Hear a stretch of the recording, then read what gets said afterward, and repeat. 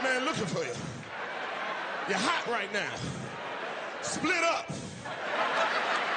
This ain't the time to be riding 6, 7 deep in a pickup truck. You gonna throw your ass up out of here. You don't know this white man like I do. Stay away from Home Depot. Don't pick up no lawnmower, don't move no refrigerator, don't you do none of that shit. That white man looking for you. And don't sell no fruit on the side of the road. He know goddamn well you don't get all that fruit for $5. And sell American food. Don't fuck with no tacos, enchiladas, none of that shit. And if you're gonna sell American food, make sure your ass know the condiments that go on it. Mayonnaise don't go on corn on the cob.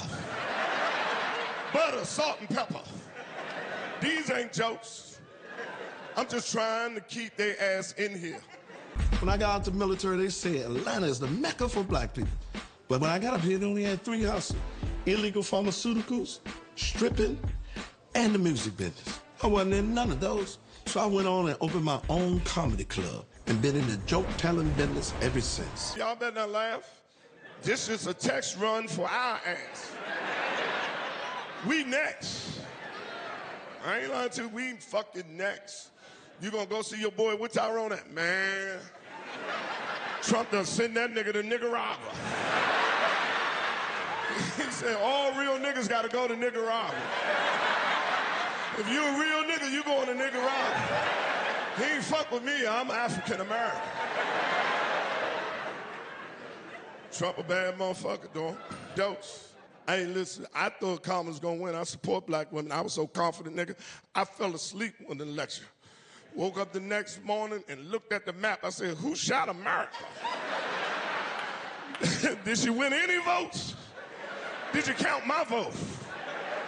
What happened to the AKAs and the Deltas and the Swifties and the Beehives and the Mad Bunnies and the women right to vote? And what happened to them motherfuckers? Trump whooped all their ass. Whooped all their ass. You know what? Know what I learned one goddamn thing. There's no such thing as an unqualified white man. His pigmentation is his qualification. Because Trump had 34 felonies, and he still became president of the United States. I know R. Kelly in jail mad to the motherfucker. I only had 4 and you won't let a nigga sing a song. He could be president, but I can't drop an album. I gotta sing through a collect call. We gotta get R. Kelly back home. We gotta get R home. R gotta come home. But he coming home. Because they got Puffy now. You know the rule, nigga. One nigga in, one nigga out. Goddamn Puffy got his ass. That sexual assault is there. They trying to get Smokey. I'm so glad my mama ain't allowed to see this shit. She be in court every day. That's not my Smokey. Look at his eyes. He don't have to take no pussy. Look at that. I was in Portland, man, and I go to Portland. And when I go to Portland, I'm surprised because I have never seen so many struggling white people in my life. Just laying homeless on the ground, just like it's sofas or they're at the Ritz-Carlton. I'm just stepping over them. Look at God. I thought it just was us. It was like New Jack City, man. I'm telling you, the Carver, they was all on drugs and just good white folks. You could just tell they had mothers and fathers and dreams. One white homeless dude came to me and said, brother, can you spare $1? I said, absolutely not. You white, for crying sakes. Shake it off. Pull yourself up from your bootstrap. All you need is a shower and a suit, and you'll be my supervisor by tomorrow. These ain't jokes. I'm telling you, that's how it is. Atlanta, Atlanta! God damn it, God damn it. I love Atlanta, this is where I started. God damn it, this is my comedy home. God damn right, this is my comedy home. I live in LA right now. Yeah, that motherfucker was on fire. Everything was burning. My boys called me and said, Quake, did you lose your house? I said, not to the fire. Divorce took my goddamn house. I can still see that motherfucker. I was praying to God, burn that motherfucker down, God. Give me the justice that the courts refused to do. Enough out here. Chick came to me the other day and said, Quake, I suck your dick for a dozen of eggs. I said, what you do for two? I get mine from Costco. They give you 3 dozen. I give you 2 for that thing. Man, she sucked my dick and ate my groceries. I'm selling chickens now. Anytime she come over, you gonna get some chickens from me. These ain't I seen a homeless dude with a girlfriend. Then I start thinking, you're a bad motherfucker, you're the bitch that live with you underneath the bridge. You are slinging some dick. You know how good your dick gotta be for a bitch to live with you outside, nigga. You got that You got that one hitter quitter that bitch gotta get her. That's the outstanding dick. And she was faithful, she was devoted. Cause it was raining outside. She was mopping up the motherfucker, keeping the water from going underneath the tent and shit. I said, what kind of dick do he got? She was under the bridge, dusting it. Had pictures of her begging for food. I said, what kind of dick do he got? 2 days later, I came outside. She was on the corner by her damn self with a sign, so I immediately thought that they had broke up. Till I looked at the sign. The sign said, we will work for food. That's when I knew they were still together. I started looking for him to see where he was at. This motherfucker was underneath the tree taking a nap while his woman was on the corner begging for goddamn food and money. I couldn't even take it no more. I stopped my car and went over there and woke that motherfucker up and said, pull your pants down, let me see what you got. I need to see what kind of dick you need to slang to get this kind of effort out of a woman.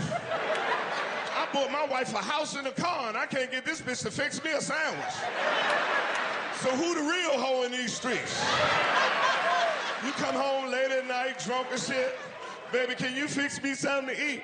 Well, I had a long day. Well, this nigga got his bitch cleaning up outside now. I don't ask for much, but you gotta outwork a homeless bitch. Then get your ass up and fix me something to eat. Before I take you outside and put her ass inside. To myself, we still dying of illness they done already cured for. And it's the scary shit in the world, because certain people, you know something wrong with your body, but you don't go. See, me personally, I would hate for something to be wrong with my damn body, and I never, ever do nothing about it. And then I just let it go and go, and then finally be rushed to the hospital, and the doctor like, ooh, if you'd have got here 3 weeks ago, that shit was just in your ear. Where's that now? In your foot. How long I got? Tomorrow. It's the scariest shit in the world. I get a physical every year. This year was no different. Doctor came in. I said, how I'm doing, doc? He said, I got your lab result back. Everything is looking good. You just have one minor discrepancy. I said, what's that? He said, your PSA is high. I said, what's that? He said, that's an indicator of your prostate. You being a black man, prostate cancer is prevalent in your community. What I need you to do is go back and see the reception, make another appointment, come back. I'm going to do a prostate exam along with your physical. I'm running behind about a month and a half. I should be able to get to see you then. I'm like, fuck that nigga. We doing this shit today. I got Obamacare, nigga. Put that shit on the bill. Let's run that shit up before that Republican care comes. I say, you want to do it today? I say, yeah, I want to do it today. So I started rolling up my sleeves.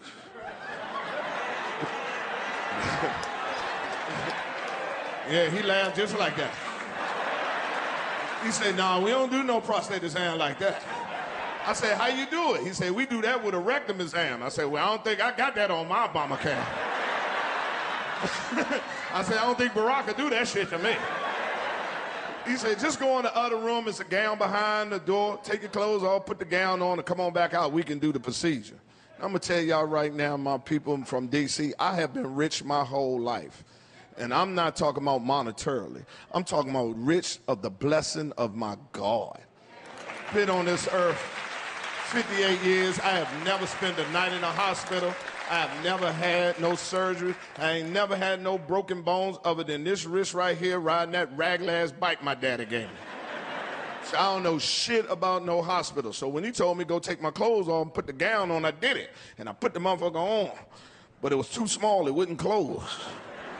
So I stuck my head behind the door and said, hey, Doc, I need a bigger gown. This motherfucker ain't going over my stomach. He said, no, you got it on wrong. Turn it around. I said, I'll be damned.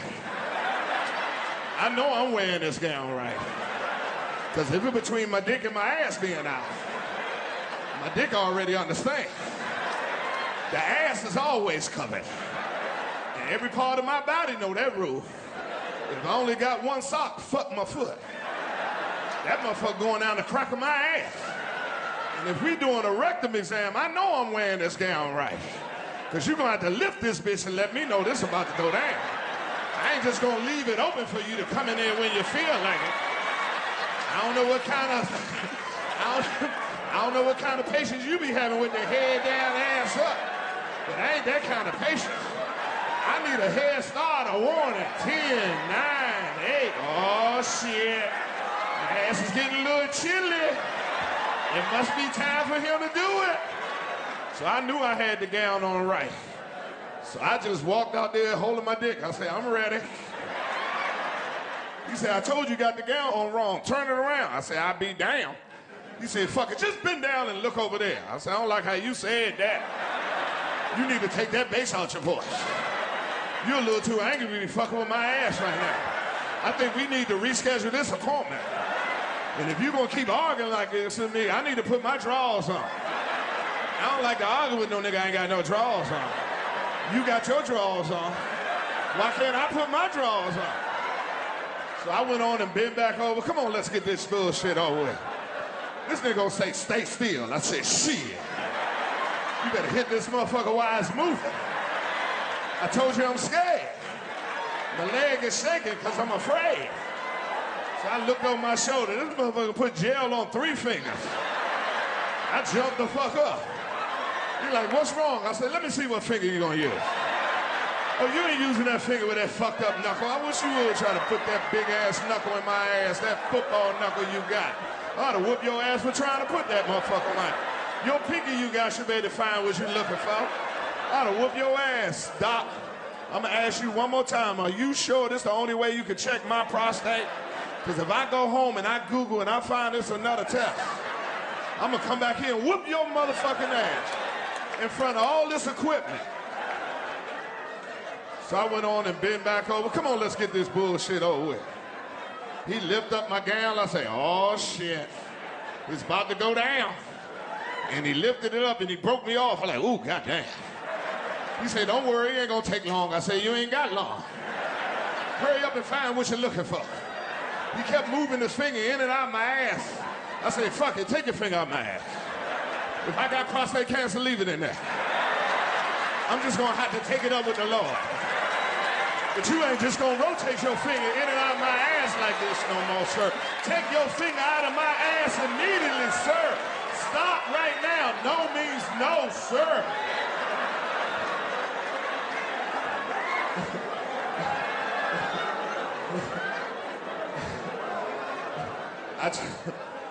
I got up, nigga, try to fix my goddamn gown. He gonna take the glove off all seductively. One finger at a time. Gonna look me in the face. Give me a box of tissues, tell me, wipe yourself off. Pull your drawers up. Follow me in the other room. I said, this nigga just assaulted me. I've been raped. I went and bought me a Me Too t-shirt.